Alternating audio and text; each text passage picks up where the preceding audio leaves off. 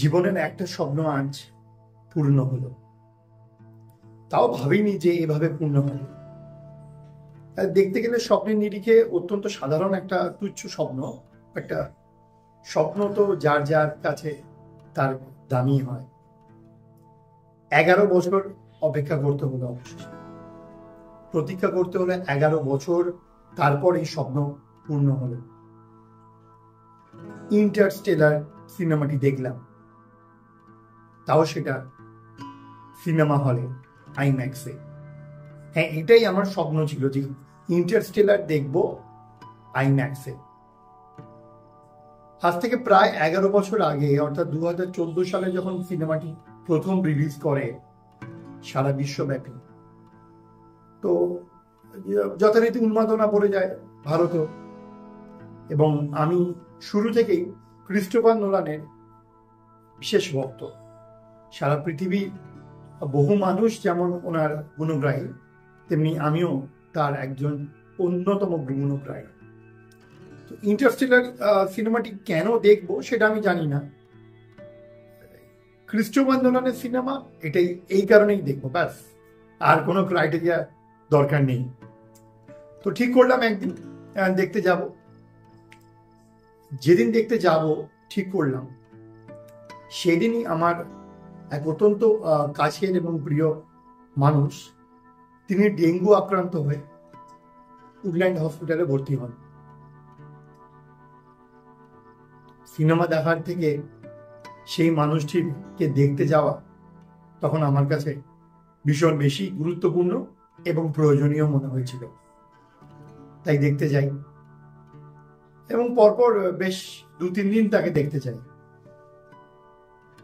তিনিও ঈশ্বরের আশীর্বাদে অবশেষে সুস্থ হয়ে বাড়ি ফেরেন। কিন্তু আমার আর ইন্টারস্টেলার দেখার সুযোগ হলো না, মানে সিনেমা হলে। তো ভারত থেকে খুব বেশি, ভারতে সেই সময় ব্যবসা করতে পারিনি ইন্টারস্টেলার।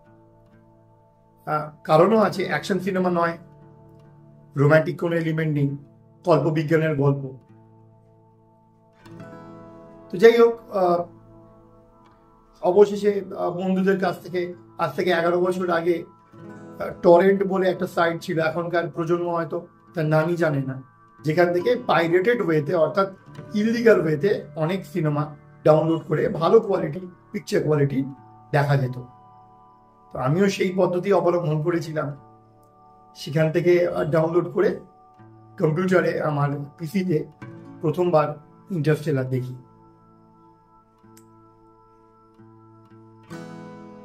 দেখার পর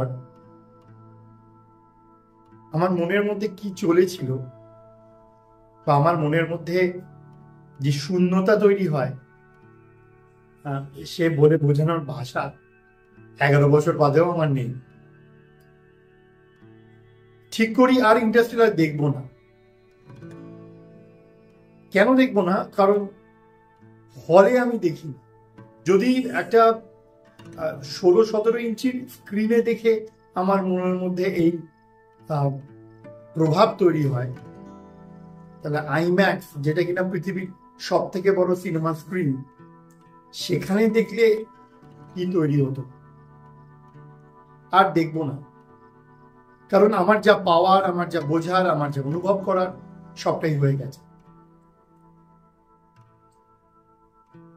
11 বছর বাদে 2025 সালে এসে আমি হঠাৎ জানতে পারলাম যে, মানে একদমই প্রচার নেই 11 বছর বাদেও, কিন্তু তবু ইন্টারনেট সূত্রে, বিশেষ করে ধন্যবাদ ফেসবুকে আমার এক ফ্রেন্ড, তিনি শেয়ার করেন যে ইন্টারস্টেলার 7 দিনের জন্য রিলিজ হয়েছে আইম্যাক্স, সাউথ সিটি আইম্যাক্সে সিনেমাটি চলছে।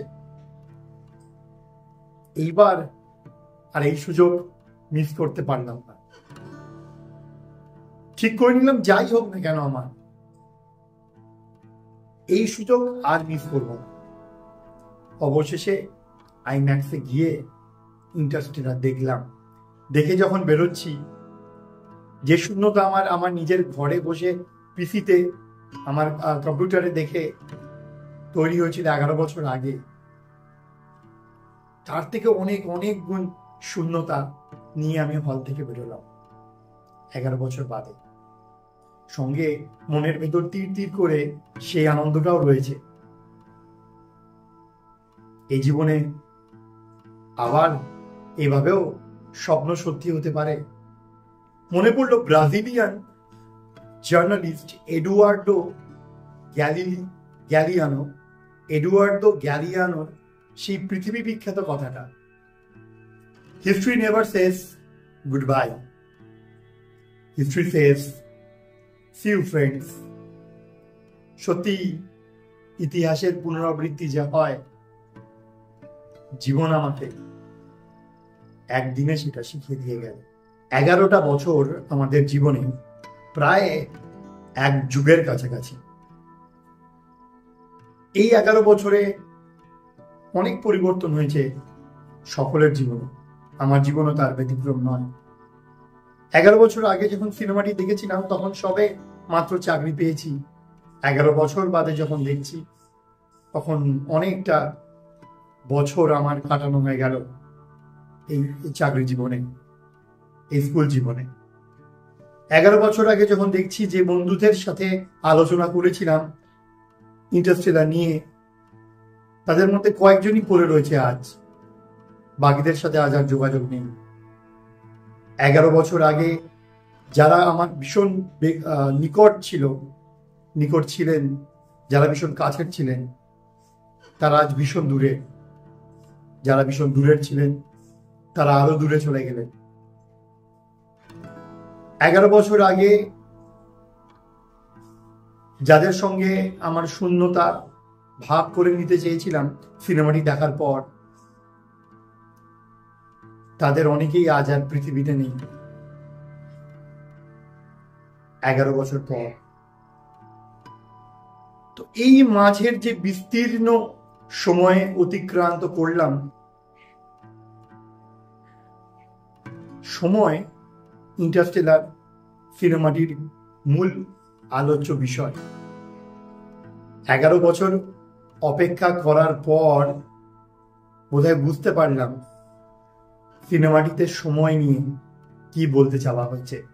আর আরো একটা মজার বিষয়, সিনেমাটির যে কেন্দ্রীয় চরিত্র কুপার এবং তার মেয়ে মার্ভ, সিনেমার একদম এন্ডিং সিনে, লাস্ট সিনে গিয়ে আমরা দেখছি বাবার থেকে বয়সে অনেক গুণ বেশি বড় হয়ে যাওয়া মেয়ে মৃত্যুশয্যায় শুয়ে বাবাকে যখন বলছে যে কেউ বিশ্বাস করেনি বাবা, কেউ না, পৃথিবীর একজনও বিশ্বাস করেনি, কেবল আমি বিশ্বাস করেছিলাম তুমি ফিরবে মহাকাশ থেকে, সুদূর কল্পলোক থেকে তুমি ফিরবে।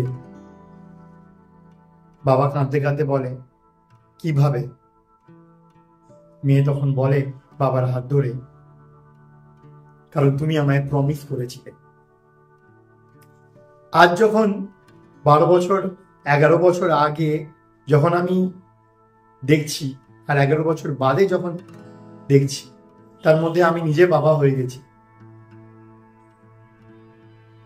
সন্তানের সঙ্গে পিতার স্নেহ, সন্তানের সঙ্গে পিতার যে সম্পর্ক, সেই সম্পর্কের অনেক ভাগ, অনেক আণবিক পারমাণবিক স্তরের ভাগ ইন্টারস্টেলার দেখতে দেখতে হলের মধ্যে অনুভব করতে পারলাম।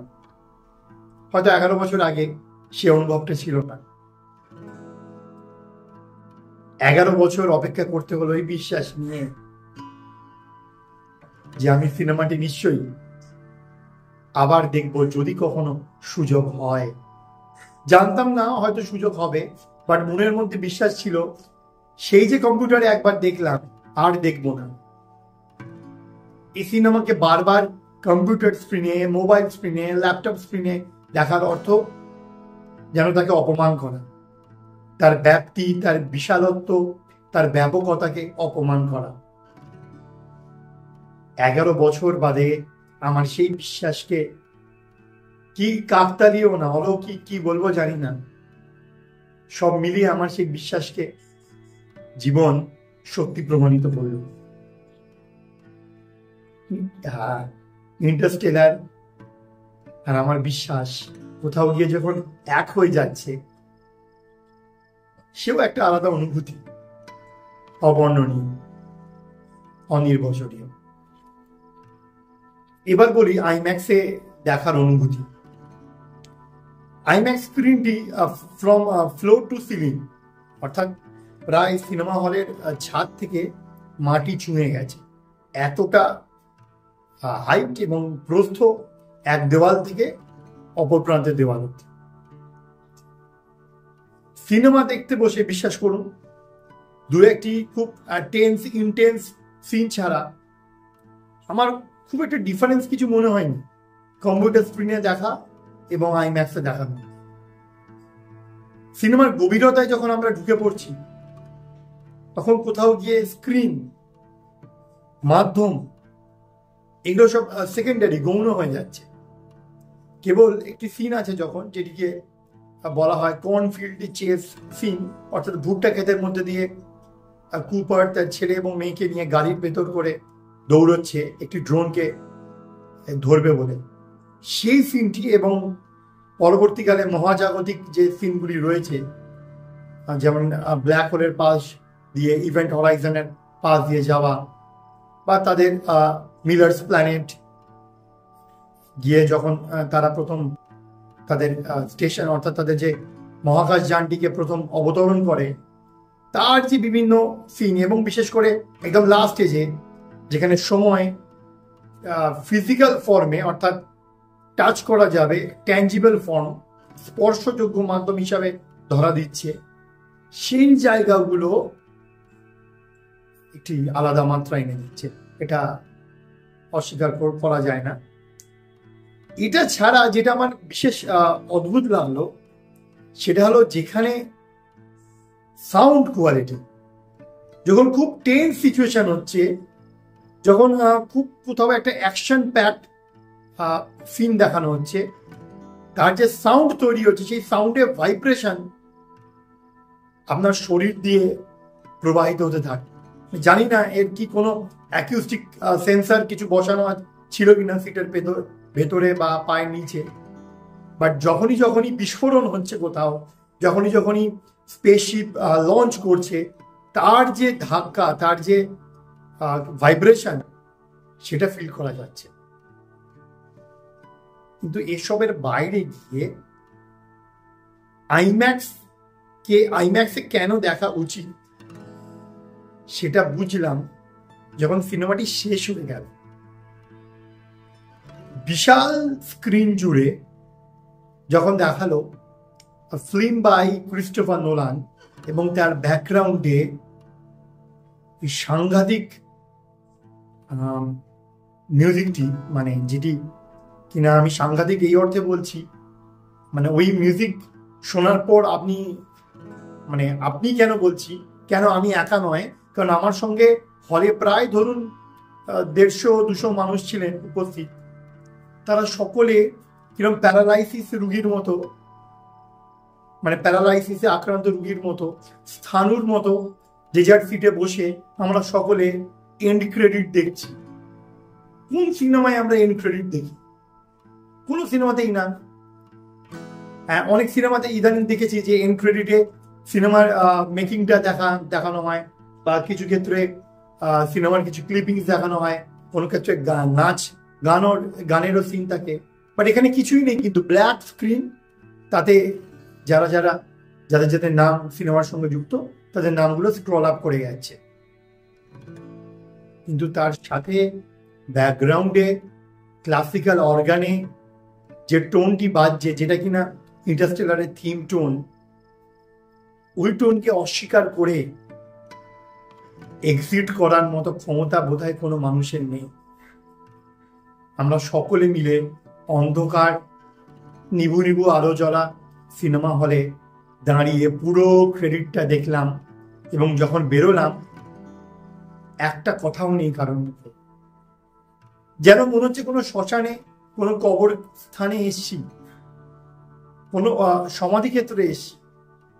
এই নীরবতা কোনো সিনেমা দেখে হয় আমি আমার আজ অব্দি কোন জীবনে কোনো সিনেমা দেখিনি, সে যতই দুঃখের সিনেমা হোক। এই অনুভূতিটুকুই প্রাপ্তি আইম্যাক্সে দেখার। এটার জন্যই 11 বছরের প্রতীক্ষা। হল থেকে বেরোতে বেরোতে এটাই মনে হচ্ছে।